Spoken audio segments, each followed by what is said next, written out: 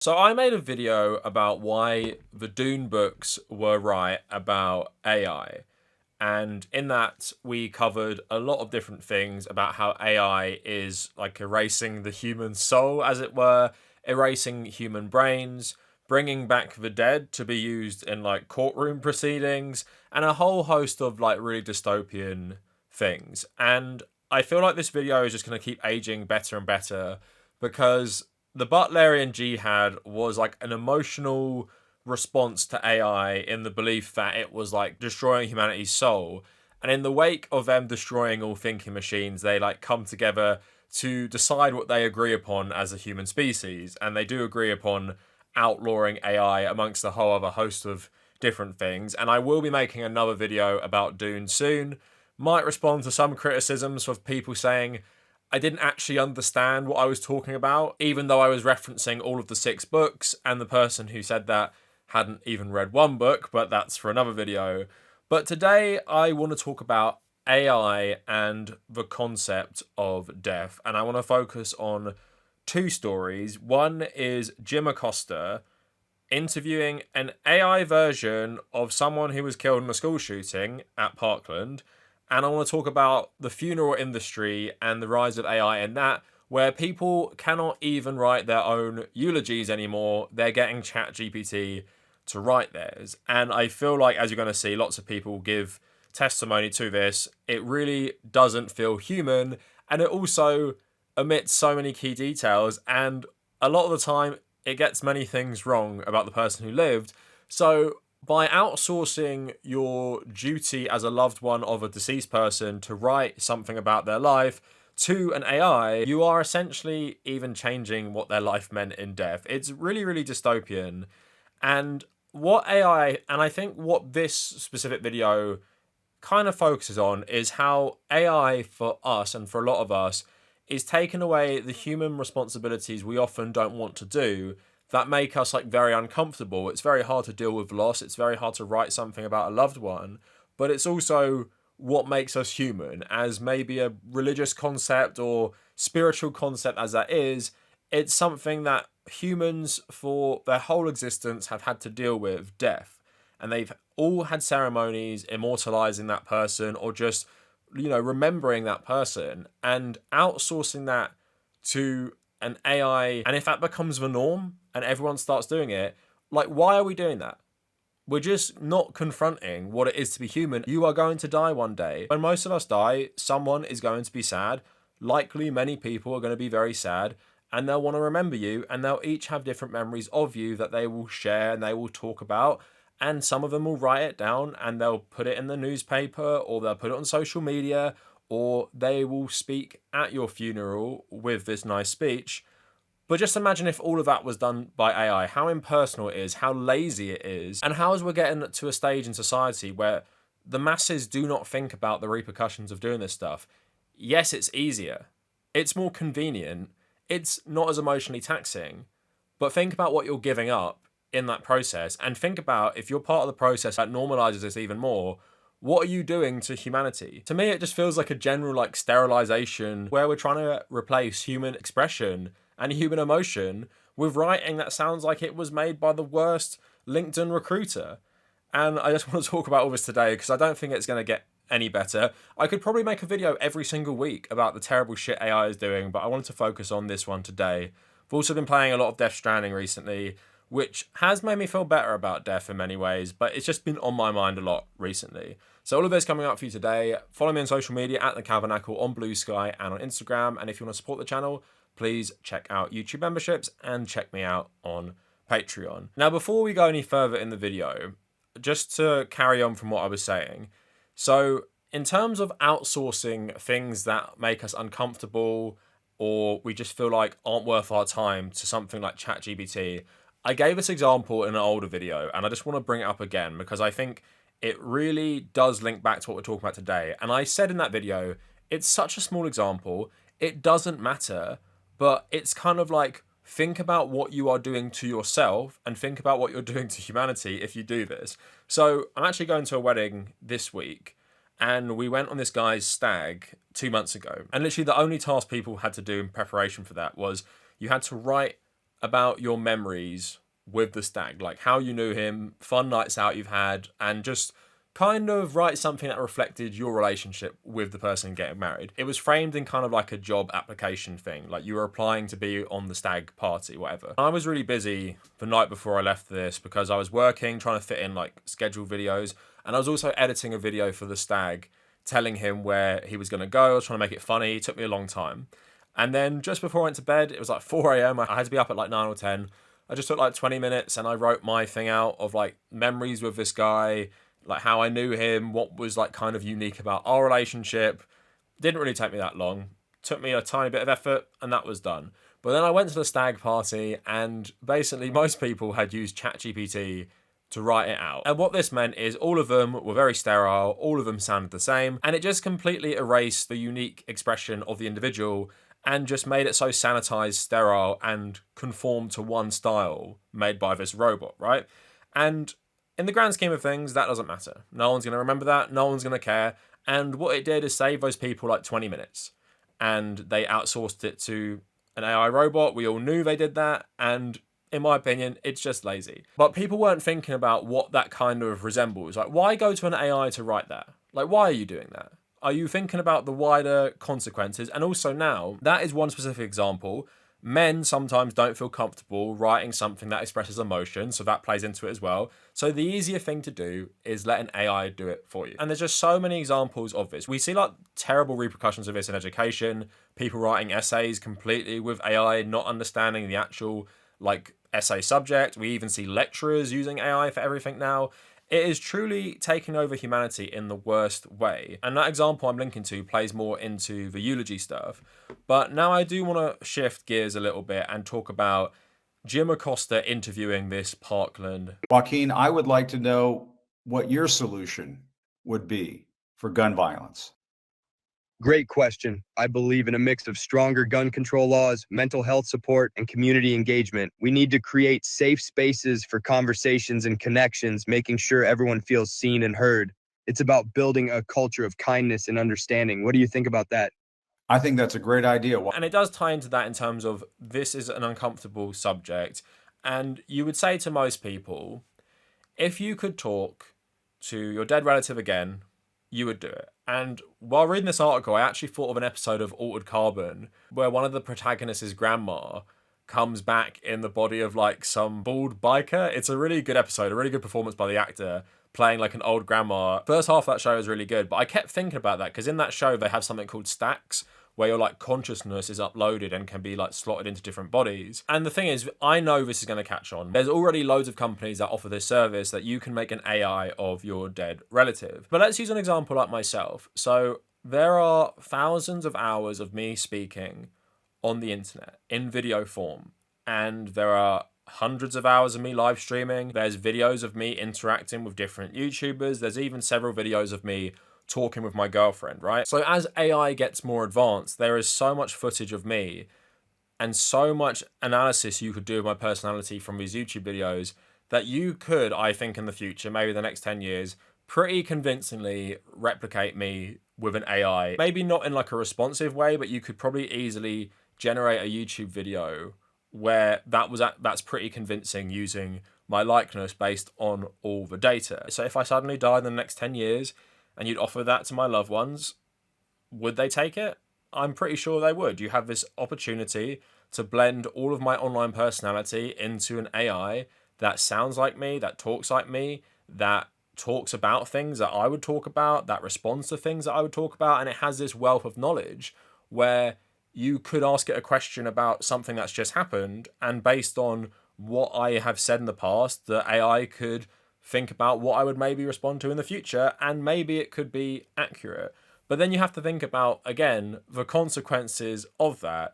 Do you just want to have this ghost of a human floating around for you to interact with whenever you want? Maybe it will help the grieving process for some, but again, that's a point of being human. You lose people, and you have to cope with that, and you have to move on. And that's just like what generations are about. Like when you're a kid, you have your parents, and you have your grandparents' generation. I'm currently in the stage where most of my grandparents have died. I have one left. and my aunties and uncles are getting older, they're entering their 70s and stuff, and now I am this generation, and now I know people having children, and that's just like what human society does. You just keep moving on, and you remember these people, you take your lessons from them, you remember them fondly, and that's just the human experience. I don't think I would want the ghosts of all my dead relatives in AI form being accessible on my laptop where I could talk to them at any moment.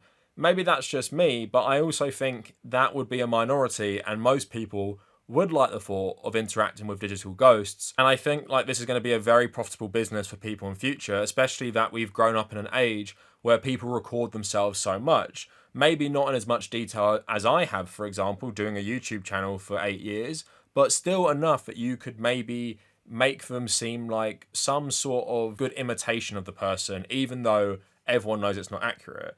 Now, speaking of that, let's get into this actual article and talk about it, because Jim Acosta is helping in the normalization of his stuff. So, Jim Acosta, former chief White House correspondent for CNN, stirred controversy on Monday when he sat for a conversation with a reanimated version of a person who died more than 7 years ago. His guest was an avatar of Joaquin Oliver, one of the 17 people killed in a school mass shooting in Parkland, Florida in 2018. The video shows Oliver captured via a real photograph and animated with artificial intelligence, wearing a beanie with a solemn expression. Acosta asked the avatar, "What happened to you?" "I appreciate your curiosity," Oliver answers, in a hurried monotone, without inflection or pauses for punctuation.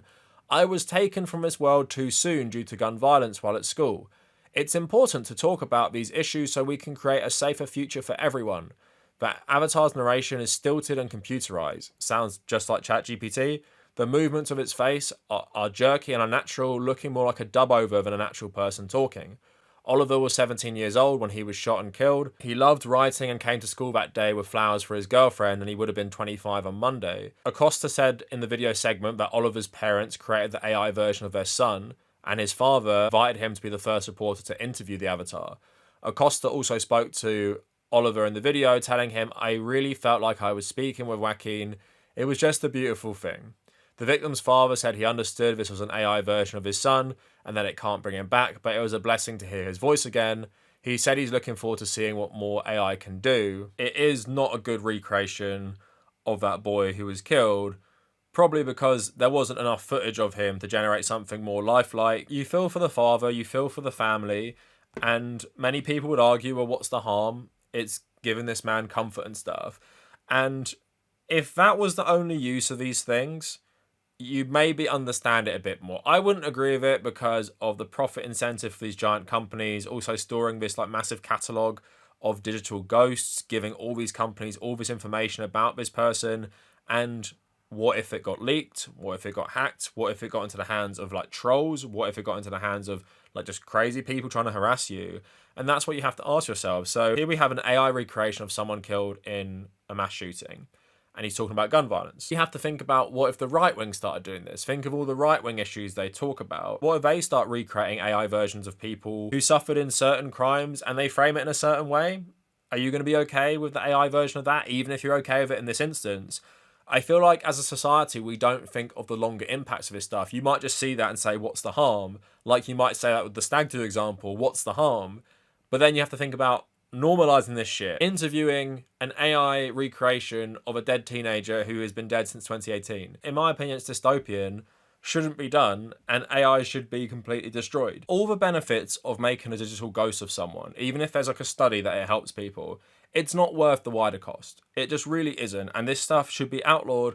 But what's actually going to happen is they're never going to put any regulations on this stuff. The companies that create these models are going to bribe governments, bribe politicians, and they'll be free to make as many as they want and own the rights to these things as well, so that families won't even be able to like own the digital ghost, and they'll just profit immensely off them. And like I said, there's going to be so much dystopian Black Mirror shit coming out of this when people start hacking databases and stealing digital ghosts of people and then recreating them into like the polar opposite to troll the like grieving families and shit like that. I don't see any good coming out of this. But now let's move on. Let's talk about the eulogy stuff. So Drew Harwell at the Washington Post did this good article talking about the rise of AI tools that write about you when you die. So it just talks about people using ChatGPT and various other like AI services when having a funeral for someone, I want to focus mainly about writing obituaries or writing eulogies for people. And just again, people don't want to do the hard thing. They don't want to do the uncomfortable thing. I've recently dealt with a few deaths in my family. My auntie passed away from cancer a couple of years ago. My granddad passed away from Parkinson's a couple of years ago as well. And my other grandma died this year. So I mentioned the period of my life where I'm going to a lot of funerals, and I've seen different eulogies. I've seen who speaks at them. I've seen how funeral services are held, how they're adapted for each different person.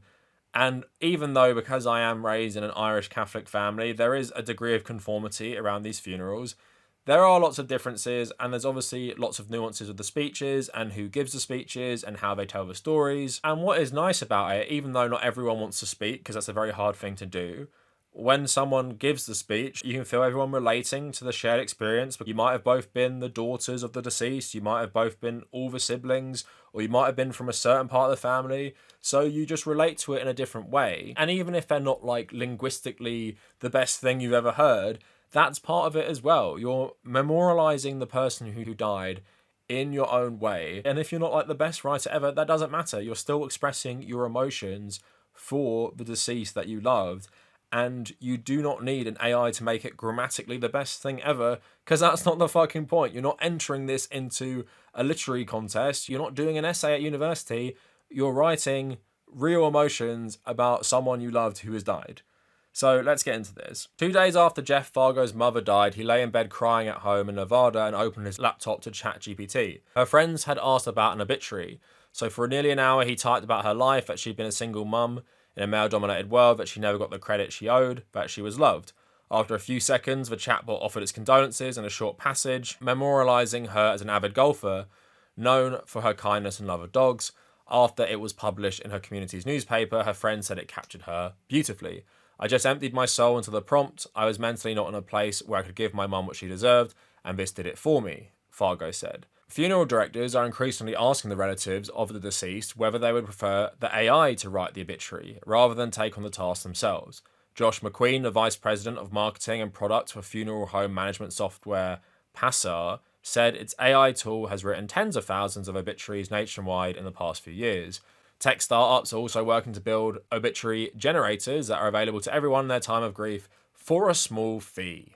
Sonali George, the founder of one such tool called Celebrate Ally, said that AI functions as an enabler for human connection, literally the most dystopian shit you've ever read, because it can help people skip past an overwhelming task and still end up with something that can bring their family together. So she says, imagine for a person who died, wouldn't that person want their best friend to say a heartfelt tribute that makes everybody laugh, brings out the best? With AI? No. Why would they want AI to do that? If you had the tool to do 25 reasons why I love you, mum, she added, why wouldn't it still mean something, even if it was written by a machine? Because it's written by someone who has nothing to do with you. It's not written from your own human experience. I hate the way, very small side tangent, I hate the way AI tech people view this stuff. They view writing as just an inconvenience. Writing is a form of expression. Good or bad, it reflects you. It reflects you as a human. It reflects your own experience. And even if it's not like I said, linguistically the best thing ever, you're still going to add something that only you can add. I'm writing my own book at the moment, and the amount of times I'm just writing, something pops in my head from like my childhood. I was actually listening to like club music from like 2005 and 2006. You know those videos where it's like, if you were in a bathroom at a club, this is what it would sound like. And I hated that music growing up, but I was thinking about it, and then I'm going to include something in it in my book, which is set like 100 years in the future, and it's going to have the characters talk about it and stuff, because I was thinking about it as like this historical thing now that I'm getting older. And it's all just from my own experience and my own like creativity and my own passion and emotion. And when you're applying that to writing about someone's life, that's what will happen. Certain things will pop in your head that you didn't even remember. And I know with my family members that have died, writing the eulogy is a collaborative process between lots of them. One person delivers it, but like 4 or 5 of them all work on it together, sharing memories, sharing what the person would have wanted to say. That's not what you get with AI. So again, they just see actually confronting hard emotions and dealing with hard emotions as something you just shouldn't do. And think about the long-term implications of that. No one ever confronts hard emotions or deals with real human problems that we've been dealing with our entire existence. Where will that leave us in the future? Who the fuck would say, wouldn't the person want their best friend to say a heartfelt tribute that makes everybody laugh, brings out the best of AI? You're not writing jokes for stand-up comedy. You're writing your feelings about someone who's died. It doesn't have to be perfect. I'm going to go absolutely mad at these people that are completely ruining like the fabric of humanity. Like nothing is sacred to these people. I fucking hate tech people so much, especially people who've bought into AI. And these are talking about for-profit companies. You're not offering people a public service either. Now let's get into the part where these AI obituaries and eulogies just make up shit. The tribute tool on a funeral home's website in Florida lets a family member choose the obituary's tone and creativity level, as well as the 3 words to describe their loved one, such as selfless, wise. There's also a checkbox option if the writer wants to include a memorable quote. Instructed to write a playful obituary for a spirited, funny, and faith-filled person, the AI tool said the man had been born on a chilly day, lived by the words of the great Groucho Marx, inspired everyone, and died in a sunny embrace, despite being given none of that information. In other prompts, it invented fake nicknames, preferences, and life events, even declaring that the man had established a community theatre and mentored a young comedian who went on to tour nationally. James, a worker at a funeral home in Philadelphia, who spoke anonymously, said his home uses ChatGPT to write obituaries all the time without telling their clients. The tools are not without risks. Their tendencies to make stuff up has led to some awkward errors, including returning obituaries in which a person's family members get mixed up. So this is really interesting. So finally it says, Bob Treadway, a 65-year-old legal consultant in Kentucky, said he's noticed a growing number of AI obituaries over the last few months. The paint-by-numbers phrases, the clunky sentences. He reads his local paper's obit section every day to get a sense generally of who's still around, and has learned from its pages of old friends and acquaintances passing away. But he's been saddened to see so many obituaries get replaced by stilted messages that read as if they were ripped from LinkedIn. You started getting up in years, and so do your friends, and they start dying, and you want a sense of personal reflection.